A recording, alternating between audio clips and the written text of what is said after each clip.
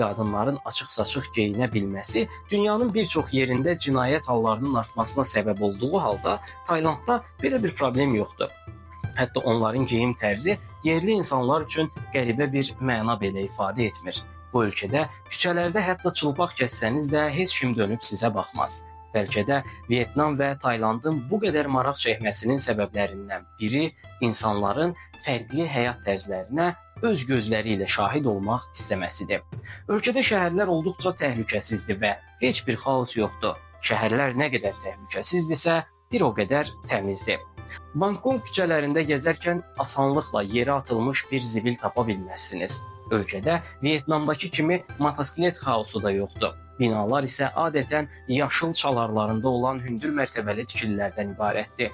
Ölkə investisiyalara açıq olduğundan bir çox məşhur xarici brendləri Taylandın ticarət mərkəzlərində görə bilərsiniz. Ölkədə ən böyük cinayətlər turistlərin dələduzluq yolu ilə aldadılması ilə bağlıdır.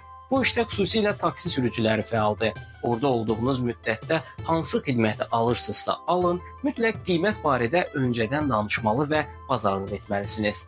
Diqqət etməli olduğunuz başqa bir məsələ isə yollardakı dükanlarda orijinal adı altında çoxlu saxta məhsulların satılmasıdır.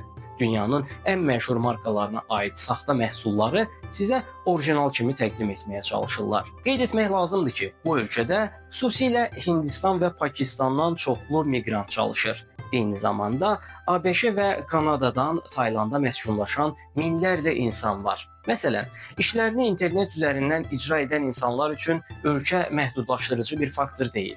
Yanlarında sadəcə kompüterlərini götürərək istədikləri ölkəyə gedib orada işləyə bilirlər.